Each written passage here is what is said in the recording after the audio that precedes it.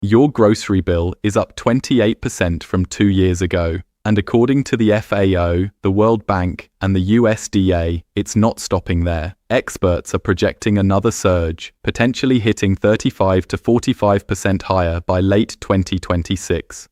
So how did a basic trip to the supermarket end up costing more than a car payment? Your grandparents knew something you don't. When times got tight, really tight, they didn't panic. They planted 8 specific crops, chosen not for taste, not for variety, but for survival math. Maximum calories per square foot, low cost from seed, and the ability to store through a long winter without a freezer. Those 8 crops are what this is about. The numbers came out of Rome in June 2026. The Food and Agriculture Organization of the United Nations published its mid-year assessment, and the headline was brutal: a 35 to 45% global food price surge, expected by the end of the year.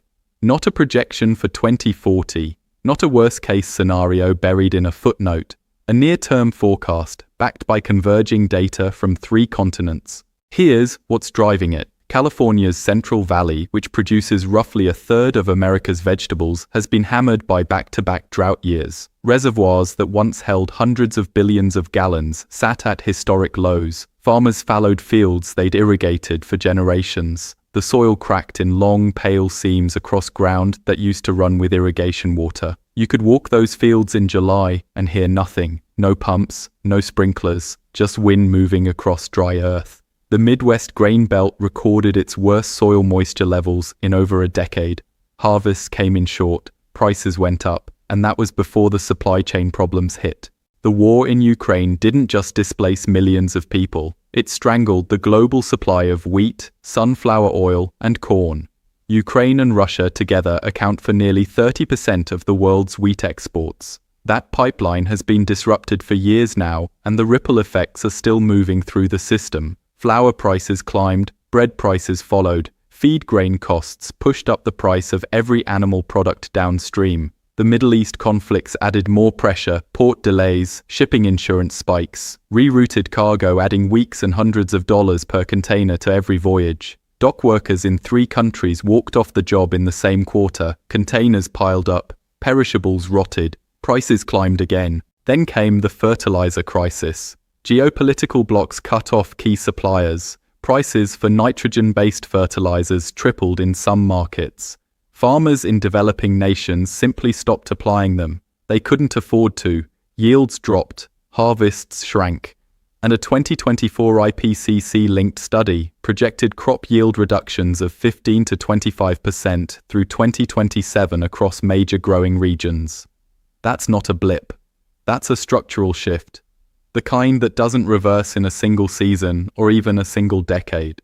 And here's what makes this moment different from every other food price spike in recent memory. It's not one problem. It's 5 problems arriving simultaneously. Climate stress on supply, geopolitical disruption of trade routes, energy costs embedded in every step of industrial agriculture, labor shortages in processing and transport, and a financial system that has been quietly withdrawing from agricultural investment for years, leaving the whole structure thinner and more brittle than anyone officially admits. This is the storm, and most people are walking straight into it without a plan. 1932, rural Appalachia. A family of 6 is eating through winter on what they grew and stored themselves. The father wakes before dawn, pulls on boots still damp from the previous evening, and walks out to check the root cellar before breakfast. He's not checking out of habit. He's calculating how many weeks of potatoes remain, whether the squash in the far corner has started to soften, whether the dried beans in the burlap sacks are holding dry. He runs his hand along the top layer of potatoes, pressing gently with 2 fingers, checking for soft spots the way a doctor checks for swelling. One bad potato left unchecked can rot the ones around it. He knows this. His father taught him. His father's father taught his father. He planted the same 8 crops his father planted. No agricultural degree, no extension service pamphlet, just accumulated knowledge passed down through hard seasons that told him exactly which plants would keep his family fed when the money ran out. He didn't grow tomatoes for winter. He didn't grow lettuce. He grew what stored. He grew what yielded. He grew what cost almost nothing to replant year after year. That philosophy didn't die with the Depression. It just got forgotten when supermarkets made it easy to stop thinking about where food comes from. But the logic behind it is ironclad, and it's more relevant right now than it has been in decades. Old-timers chose crops by 3 rules: not flavor, not novelty, not what looked good in a seed catalog. The first rule was yield per square foot. If a plant didn't produce enough food to justify the ground it occupied, it didn't get planted. Simple as that. A single 10-foot row of pole beans can produce upwards of 30 pounds of beans across a season. That same 10 feet of ground planted with bell peppers might give you 8 pounds. The math wasn't complicated, it was ruthless. The second rule was storability. A crop that rotted in 2 weeks was a luxury. A crop that lasted 6 months in a root cellar was a lifeline. Old-timers weren't growing food for Tuesday's dinner, they were growing food for February. That distinction shaped every decision they made about what went in the ground. They thought in seasons, not in meals. They thought in months, not in days. That shift in time horizon changed everything about what they planted. The third rule was input cost. These families weren't buying bags of synthetic fertilizer from a garden center. They were composting kitchen scraps, saving seeds from last year's harvest, and choosing plants that could thrive in average soil without coddling. A crop that needed expensive amendments or constant irrigation was a crop that could bankrupt you in a bad year. The 8 crops on this list were chosen because they ask almost nothing from you and give back an enormous amount. This is where the story takes a turn nobody expected. Because when researchers at the USDA began analyzing historical kitchen garden records from the 1920s and 1930s, actual planting logs kept by farming families, ledger books with handwritten entries tracking seed costs and harvest weights and storage dates, they found something striking. The families who made it through the worst years of the Depression without significant food insecurity weren't the ones with the most land. They were the ones with the most strategic gardens, smaller plots, planted smarter, with crops selected for exactly these 3 criteria: yield, storage, low input. The average Depression-era kitchen garden covered about 2,000 square feet. That's roughly the size of a 2-car garage footprint, and families were pulling 800 to 1,200 pounds of food from that space annually. That's the kind of number that makes accountants cry, because at today's grocery prices, that's somewhere between $1,500 and $2,800 worth of produce, grown from seed packets that cost less than $20 total. Resilience was the 4th unspoken rule. These crops had to handle what the weather threw at them. A late frost that killed the neighbor's tomato seedlings, a dry July that cracked the clay soil into plates, a wet August that rotted anything that sat too long in standing water. The crops that made the list were the ones that didn't collapse under pressure. Sweet potatoes thrive in heat and drought. Winter squash shrugs off cool snaps and keeps maturing on the vine. Pole beans keep producing even when other crops stall, pushing out new pods as fast as you pick the old ones. These plants were selected by generations of hard experience, not by a marketing team. Caloric density mattered too. This is a point that modern gardening culture almost entirely ignores. Most popular home garden crops, salad greens, cucumbers, zucchini, are nutritionally thin. They're mostly water. They taste good, but they won't keep a family fed through a crisis. The crops on this list were chosen because they deliver real calories. Potatoes, sweet potatoes, dried beans, winter squash, these are foods that can anchor a meal, not just garnish one. A family eating from this garden isn't eating salads and hoping for the best. They're eating food that fuels actual work, food that keeps children from going to bed hungry, food that carries real weight. The 8 crops that made this list have been the backbone of serious kitchen gardens for generations. Not hobby gardens, not Instagram gardens, working gardens, gardens that were expected to produce or people went hungry. Every one of these crops can be grown from inexpensive seed. Every one of them produces a meaningful yield in a small space. Every one of them stores well without refrigeration. And every one of them has been proven, across decades of hard seasons, to perform when conditions aren't ideal. The clock was already ticking. The families who figured this out in 1932 had a head start. The question now is whether you'll have one too. The same knowledge that built those families' food security through the worst economic collapse in American history was about to be tested again, this time on a global scale. The year is 1845. Ireland, a country of 8 million people, is about to discover what happens when a single food crop disappears overnight. The potato isn't just food here, it is survival, it is currency, it is the difference between a family that makes it through winter and one that doesn't. 1 million people will be dead within 5 years. Another million will flee. The lesson written in that catastrophe isn't about potatoes failing. It's about what happens when people stop growing their own and become dependent on a system they don't control. When the system fails, and systems always fail eventually, there is no backup. There is nothing between you and hunger except whatever you had the foresight to grow yourself. That lesson is older than Ireland, and it's more relevant today than most people want to admit. Here's the number that changes everything. A single 10 by 10 foot garden bed that's 100 square feet, roughly the size of a small bathroom, can produce more than 50 pounds of potatoes in a single season. 50 pounds. From a patch of ground most people would use for nothing. No other vegetable on earth delivers that kind of caloric return in that kind of space. Not tomatoes, not lettuce, not peppers. Potatoes. Old-timers knew this without running the math. They didn't need spreadsheets, they needed fed families. And potatoes fed families when everything else failed. This decision seemed small at the time. It wasn't. The families who planted potatoes in 1930, in 1931, in the early desperate years of the Great Depression, weren't making some grand philosophical statement. They were just doing what their grandparents had done. They were planting the crop that didn't ask much and gave back everything. But what nobody saw coming was how completely the rest of the food system was about to collapse around them. It is now the middle of summer, 1932. The bread lines stretch around city blocks. Grocery store shelves in rural towns are unreliable at best, empty at worst. But in the garden behind a farmhouse in rural Ohio, something extraordinary is happening quietly. The potato plants are dying back. The leaves have gone yellow at the edges, then brown, then flat against the ground. That's not a problem, that's the signal. When the leaves yellow and fall, the harvest begins. A single family digs their 100 square foot bed and pulls out 63 pounds of potatoes. They weigh them on a kitchen scale, the needle swinging past each mark with a satisfying thud of weight. They count them. They sort them by size, setting aside the smallest ones in a separate pile, the ones no bigger than a golf ball, the ones with the thin papery skins still clinging tight. They stack the rest in wooden crates in the root cellar, where the temperature stays a steady 50 degrees, where the air smells of earth and cool stone, where the light never reaches. The crates sit on wooden slats raised off the floor to keep the air moving underneath. The father checks them every 2 weeks through the winter, turning the top layer, pulling anything soft before it can spread. He moves through the cellar in the dark by feel, his hands reading the surface of each crate the way a blind man reads a page. No canning required, no freezing, no electricity, no special equipment. Just cool, just dark, just dry. Those potatoes will last until March. Some will last longer.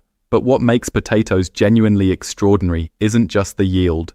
It's the self-sufficiency loop that kicks in after the first season. You don't buy seed potatoes again. You save the smallest ones from your harvest, the ones no bigger than a golf ball, the ones grocery stores would never sell, and you plant those next spring. The crop funds itself. It reproduces itself. Year after year after year, the cost approaches zero. You'd think someone would have said something. Nobody did. Nobody stood up in the agricultural bulletins of 1932 and announced that the humble potato was quietly saving rural families while economists argued about monetary policy in Washington. It just happened. Quietly, reliably, the way good crops do. And here's what the old-timers understood about potato soil that modern gardeners often miss. Potatoes don't need rich soil. They actually prefer soil that's a little lean, a little sandy, a little rough. They push through compacted ground that would stop other vegetables cold. They establish deep root systems that find moisture other plants can't reach. Once they're in the ground and growing, they are remarkably drought-tolerant, not fragile hothouse flowers that need constant watering and feeding, but rugged, stubborn plants that want to survive as badly as the families growing them.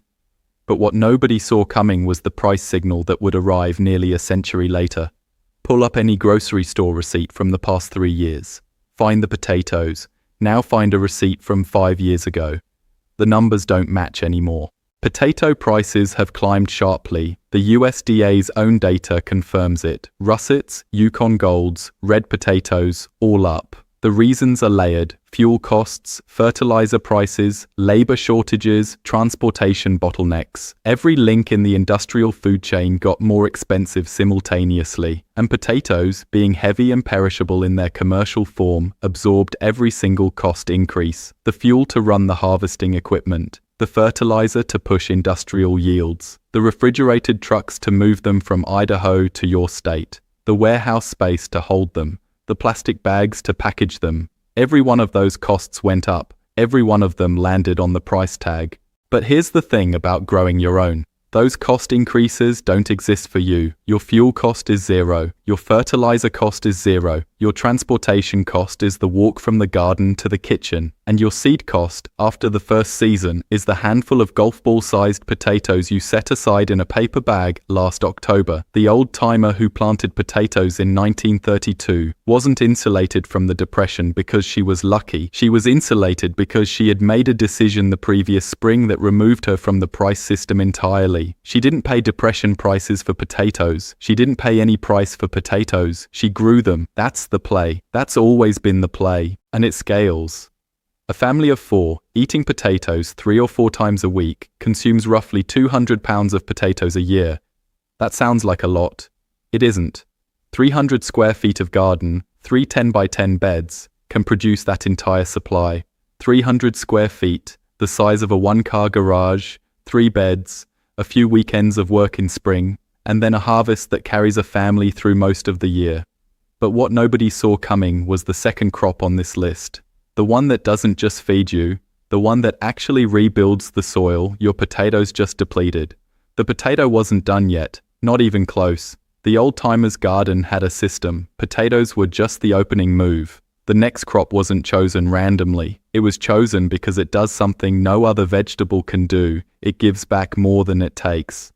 The potato had weeks before the fall planting window would close, and the clock had already started. Late July. A garden somewhere in rural Tennessee, 1934. The Depression is 2 years past its official bottom, but nobody in this county has felt the recovery yet. The pole beans are climbing their strings. They've been climbing for 6 weeks. They will keep climbing until October. The woman tending this garden planted 1 packet of seeds in late May. Cost her 11 cents. She pushed each seed into the soil with her thumb, knuckle deep, spaced 8 inches apart, along a line she'd drawn with a stick. She planted them in a single 20-foot row along the south fence, pushed bamboo poles into the ground at each end, ran twine between them at 6-inch intervals up to shoulder height, and walked away. She came back when the beans were ready, and they were always ready. This is the crop that old-timers called the set-it-and-forget-it plant. And they weren't being casual, they were being precise. Most people never heard about this part. While bush beans produce 1 flush of pods and then quit, pole beans keep going. They produce continuously from midsummer straight through the first frost. 1 planting, 1 packet of seeds, months of harvest. The plant doesn't stop. It just keeps climbing and producing and feeding whoever is willing to pick. But that's only the beginning of what makes pole beans extraordinary. August 1934. The garden is producing more beans than the family can eat fresh. This is not a problem. This is the plan. They eat fresh beans through August, snapping them into a pot each evening. The sound sharp and clean in the quiet kitchen. The children sit at the table and snap alongside their mother, the pile shrinking, the pot filling. They put up jars of canned beans in September, the lid sealing with a pop that meant another meal secured. Each jar lined up on the shelf with the date written in pencil on the lid. And then in October, when the first frost is coming and the season is ending, they do something the old-timers called the final gift. They stop picking. They let the last flush of pods stay on the vine. They let them dry completely. The pods turn yellow, then brown, then papery and light. They rattle when you shake them. The seeds loose inside like small stones in a paper drum. The woman moves down the row in the October cold, pulling each dry pod free with a twist of her wrist, dropping them into her apron held up like a basket, the weight of the harvest growing with each step. Inside each pod are seeds, fully mature, viable, ready to plant next spring. And the timing of what happened next? Almost too perfect. The woman who planted 11 cents worth of seeds in May walks out to her dying bean vines in late October and collects enough seed to plant 3 times the row she planted this year. She doesn't buy seeds next spring. She doesn't need to. The crop gave her next year's crop for free, and the year after that, and every year after that, stretching forward indefinitely, as long as she keeps doing the same thing. This is what the old-timers meant when they talked about a crop paying for itself, not just in food, in seed, in future harvests, in a loop that the commercial food system has no way to interrupt. But the financial arithmetic of pole beans goes deeper than free seeds. Dried beans store for years, not months, years. The same plant that gives you fresh green beans in August gives you dried protein in October. You're not growing 2 crops, you're growing 1 crop that delivers 2 completely different food products at 2 completely different points in the season. Fresh eating, long-term storage, from the same seeds, from the same 20-foot row. A pound of dried beans at the grocery store costs somewhere between $2 and $3 today. A single pole bean plant, let to dry at the end of season, can produce a quarter pound of dried beans. A 20-foot row of pole beans, which you planted from 1 packet of seeds, contains roughly 20 to 25 plants. Do the math. That's 5 to 6 pounds of dried beans from 1 row, $12 to $18 of grocery store value, from 11 cents worth of seeds that you'll never buy again. And then there's the soil. You'd think someone would have said something about this in every gardening book ever written. The old-timers didn't need to read it. They could see it. They could feel it in the soil the following spring, darker, looser, richer than it had been the year before. They pressed a handful, and it crumbled differently. It held moisture longer. It smelled deeper, like something alive had moved through it and left something behind. Pole beans are legumes. Legumes fix nitrogen. That means the roots of the bean plant form a partnership with soil bacteria, a partnership that pulls nitrogen directly out of the air and deposits it into the soil. When the season ends and you cut the plants down and turn the roots under, you're not depleting your garden, you're fertilizing it. You're leaving behind a deposit of the exact nutrient that next year's potatoes will need. This is not a coincidence. Old-timer gardens were not random collections of vegetables. They were systems. Potatoes deplete nitrogen. Beans replace it. Plant them in rotation, and you have a garden that feeds itself indefinitely without a single bag of purchased fertilizer. The woman in Tennessee in 1934 didn't know the word nitrogen cycle. She knew that beans went where potatoes had been, and potatoes went where beans had been, and the garden kept producing year after year without getting tired. She knew it worked. She didn't need to know why. The reckoning comes in the form of a grocery store receipt, not from 1934, from last month. Dried beans. Up. Canned beans. Up. Fresh green beans. Up. Every form of the crop that costs almost nothing to grow at home has gotten more expensive in the commercial system. The reasons are the same reasons everything is more expensive. Energy, labor, transport, the whole chain, and protein, specifically, has been hit harder than almost any other food category. Dried beans, once the cheapest protein source on any shelf, have climbed steadily as demand rises and supply tightens.